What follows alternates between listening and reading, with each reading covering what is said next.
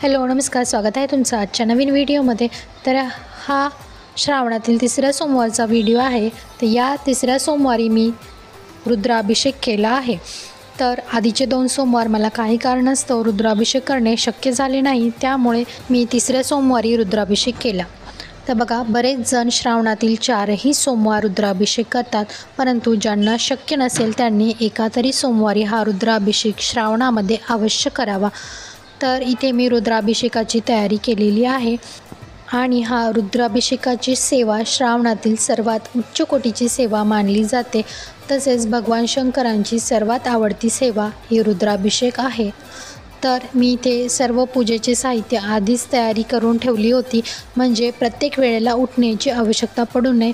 तर पूजा करण्याआधी, कोणतीही पूजा करण्याआधी त्याच्या प्रत्येक वस्तू किंवा लागणारे जे काही साहित्य आहे ते आधीच आपण त्याची जमवाजमव केली की आपल्याला प्रत्येक वेळा उठण्याची आवश्यकता पडत नाही।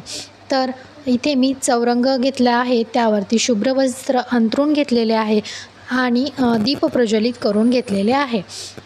कोणतीही पूजा सुरू करण्याआधी दीप प्रज्वलन करावे आणि गणेश पूजन अवश्य केले जाते। तर इथे मी गणेशाची पूजा करत आहे। गणपती बाप्पांना प्रथम पाण्याने, त्यानंतर दुधाने अभिषेक केला, त्यानंतर पाण्याने स्वच्छ मूर्ती धुवून घेतली आणि ती समोर विड्याच्या पानांवरती स्थापित केली। त्यानंतर गणपती बाप्पांना अक्षदा, चंदन, गंध हे सर्व लावून घेतले आणि फुलं अर्पण केली। तसेच गणपती बाप्पांना गूळ खोबऱ्याचा नैवेद्य दाखवला जातो, तर तो मी इथे दाखवलेला आहे। अशा प्रकारे गणपती बाप्पांची स्थापना झाली। रुद्राभिषेक करण्यास घेतला। रुद्राभिषेक करण्यासाठी आपल्याला शिवपिंड अवश्य लागते आणि शिवपिंडीवर आपल्याला वाचन करत असताना पाण्याने अभिषेक करायचा असतो, तर यासाठी आपल्याला जलाधारी देखील लागते।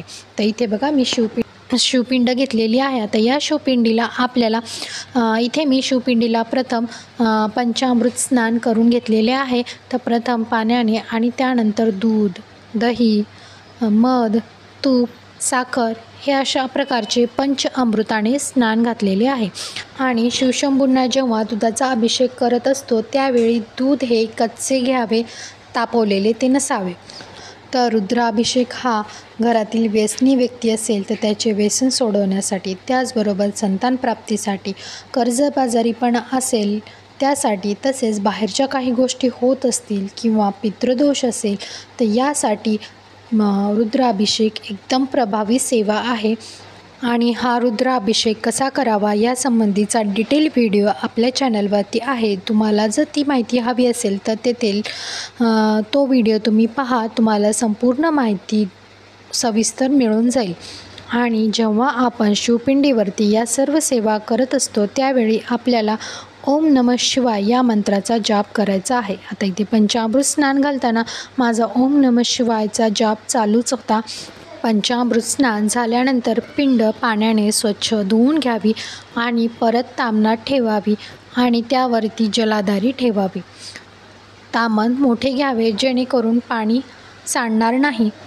एका गोष्टीचे लक्ष ठेवावे की तांब्यातील पाणी संपू नये, त्यामध्ये पाणी जसे संपेल तसे टाकत राहावे।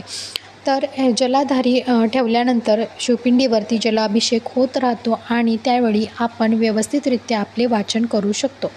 त्यासाठी जलाधारी आवश्यक आहे, किंवा तुम्ही चमच्याने देखील पाणी टाकू शकता, पण त्यावेळी आपल्याला दोन्हीकडे लक्ष द्यावे लागेल। तर जर तुम्हाला ही जलाधारी घ्यायची असेल तर त्याची लिंक मी खाली डिस्क्रिप्शन बॉक्समध्ये देईन, तेथे जाऊन तुम्ही ती घेऊ शकता।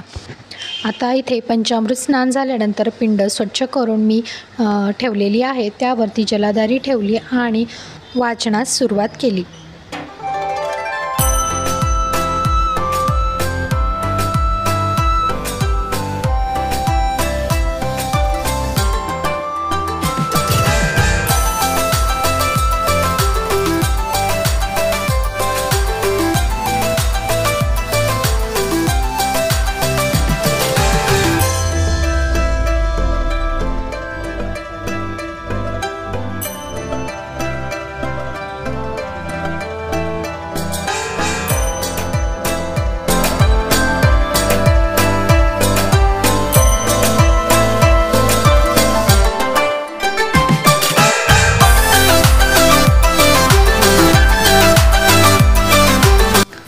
तर इथे रुद्राभिषेक सेवा झालेली आहे.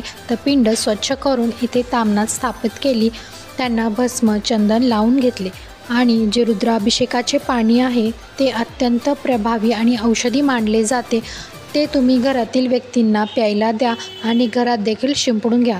जर ही सेवा तुम्ही एखाद्या खास व्यक्तीसाठी बोलून करत असाल तर ज्या व्यक्तीसाठी तुम्ही ही सेवा करत आहात ते पाणी फक्त त्यांनाच प्यायला द्यावे आणि घरात शिंपडून घ्यावे. तर इथे शिवपिंडीला भस्म आणि चंदन लावून झालेले आहे. तर शिवपिंडीवरती हळदी कुंकू लावू नये, त्यांना भस्म आणि चंदन लावले जाते. तर इथे शिवशंभूंना आवडणारी पांढरी फुले, धोत्र्याचे फळ आणि फूल इथे वाहिलेले आहे. त्याचबरोबर माझ्याकडे रुद्राक्ष होती, ते देखील मी इथे पूजेमध्ये ठेवलेली आहे. त्यानंतर आपल्याला शिवअष्टोत्तर नामावली म्हणत बेल व्हायचा आहे. तर येथे मी बेल वाहून घेतलेला आहे. तर बेल अशा प्रकारे वाहिला जातो. तर माझ्याकडे 5 पानांचा बेल आणि 3 पानांच्या बेलांचे झाड आहे. तर इथे मी दोन्ही प्रकारचे बेलपत्र वाहिलेली आहेत. शिवाष्टोत्तर नामावली म्हणत आपल्याला बेलपत्र व्हायचे आहे. तुमच्याकडे जर जास्त बेल नसतील तर तुम्ही एक बेलपत्र घेऊन देखील हे शिवाष्टोत्तर नामावली म्हणत ते व्हायचे आहे. ते कशा प्रकारे त्याचा देखील व्हिडिओ आपल्या चॅनलवरती आहे, तिथे जाऊन तुम्ही पहा, तुम्हाला ते माहिती मिळेल. तर तिसरा श्रावण सोमवारची शिवमूठ होती मूग. तर इथे मी मूग वाहिलेली आहेत. शिवमूठ ही वाहताना कधीही थोडीशी ओली करून वाहिली जाते. तर इथे मी थोडंसं पाणी टाकून शिवमूठ वाहत आहे आणि शिवमूठ वाहताना आपल्याला शिवा शिवा महादेवा माझी शिवमूठ ईश्वरा देवा हा मंत्र म्हणत ही शिवमूठ अर्पण करायची आहे.